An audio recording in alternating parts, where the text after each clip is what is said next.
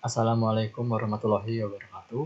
Perkenalkan, nama saya Muhammad Rizky Mahyudin dengan NIM 2005752 dari kelas 1A Teknik Komputer. Nah, di sini saya akan menjelaskan pengaruh revolusi industri 4.0 bagi umat manusia. Nah, jadi di sini itu ada 4 topik yang akan dibahas.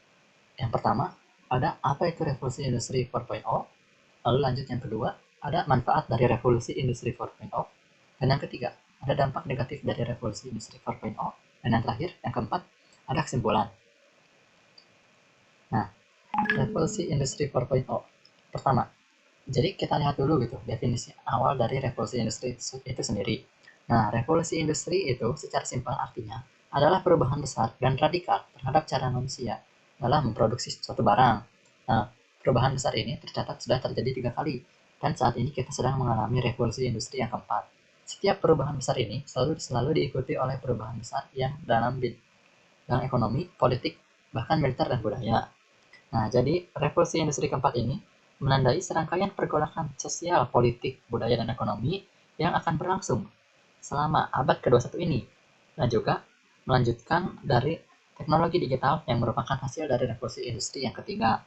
Nah, pada revolusi industri keempat ini, sebagian besar itu didorong oleh konvergensi inovasi digital, biologis, dan fisik. Lalu, ada manfaat dari revolusi industri 4.0 ini. Ada 4 ya, yang saya tulis di sini. Yang pertama itu, yaitu mempercepat persebaran suatu informasi kepada masyarakat. Nah, jadi dengan adanya revolusi industri 4.0 ini, kita semakin mudah gitu untuk menyebarkan informasi yang kita miliki kepada orang lain gitu. Tidak terbatas oleh wilayah ya, tempat, karena internet ini jangkauannya luas gitu. Di berbagai belahan dunia juga bisa terjangkau gitu, kecuali yang tidak ada sinyalnya. Lalu lanjut, yang kedua yaitu semakin berkembangnya bidang pendidikan. Nah, sehingga masyarakat akan semakin terdidik. Perlu kita ketahui juga ya, saat ini kan sudah mulai muncul gitu beberapa bimbel online yang menurut saya sangat efektif gitu dalam segi ekonominya gitu kan. Banyak juga orang yang tidak mampu, tetapi mereka ingin merasakan les juga gitu untuk menambah ilmu-ilmu yang akan mereka dapatkan. Nah, dengan adanya les online ini dirasa dapat membantu gitu para siswa yang kesulitan dalam segi ekonomi, tetapi untuk ilmunya bisa didapat juga gitu, ilmu tambahannya. Lalu lanjut yang ketiga, yaitu belanja kini lebih mudah karena munculnya kehadiran e-commerce. Nah, yang saya rasakan juga seperti itu ya. Kini itu semakin mudah dalam mendapatkan sesuatu gitu. Maksudnya membeli sesuatu. Kita tidak perlu sulit-sulit lagi atau capek-capek lagi untuk pergi ke suatu toko untuk membeli satu barang. Kita bisa saja tinggal cari di e-commerce favorit kita gitu, barang apa yang kita butuhkan, dan nanti akan diantarkan oleh kurir yang akan datang dalam kurun waktu sekitar 3 hari untuk biasanya itu ya 3 harian, atau bisa juga lebih cepat jika memilih paket yang lebih cepat gitu. Lalu yang keempat yaitu terdapatnya banyak industri di kota-kota besar.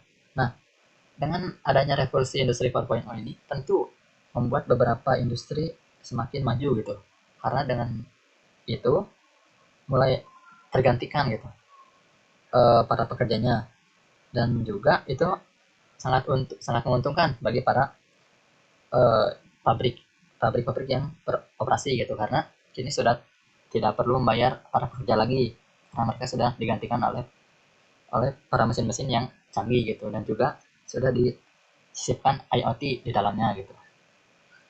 Lalu lanjut ke dampak negatif dari revolusi industri 4.0. Nah, yang pertama itu yaitu ketika e-tol diberlakukan, banyak pekerja di gardu tol yang di PHK. Nah, jadi saya membaca berita ya, beritanya itu valid kalau tidak salah dari Kompasiana, yang menyebutkan gitu bahwa jika ada yang bilang bahwa ada pekerja yang tidak di PHK, maksudnya pekerja tol, itu merupakan berita bohong gitu. Jadi sudah pasti dengan kehadiran e-tol ini pasti akan banyak pekerja yang di PHK gitu, karena ya untuk apalagi gitu kan, ini sudah ada otomatis yang para pengguna tol itu tinggal menempelkan kartunya gitu kan, kartunya lalu sudah otomatis terpotong saldo gitu, jadi tidak perlu ada lagi pekerja yang berjaga di situ karena sudah terintegrasi dengan sistem. Lalu lanjut yang kedua, yaitu ketika taksi daring merebak, sopir taksi konvensional banyak yang gulung tikar.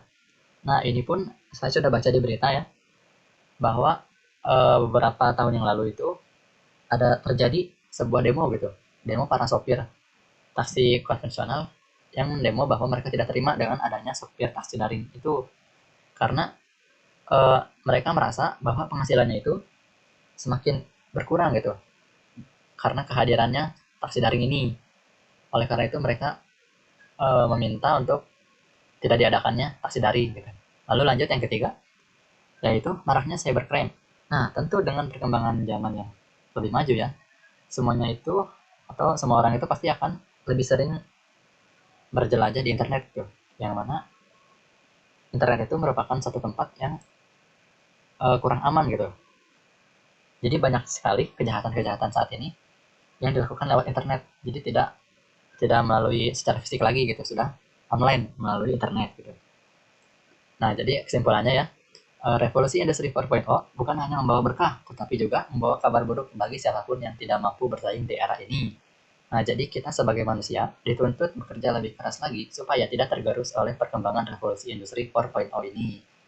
Nah, jadi sekian sekian saja presentasi yang saya berikan.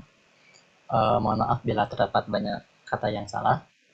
Wassalamualaikum warahmatullahi wabarakatuh.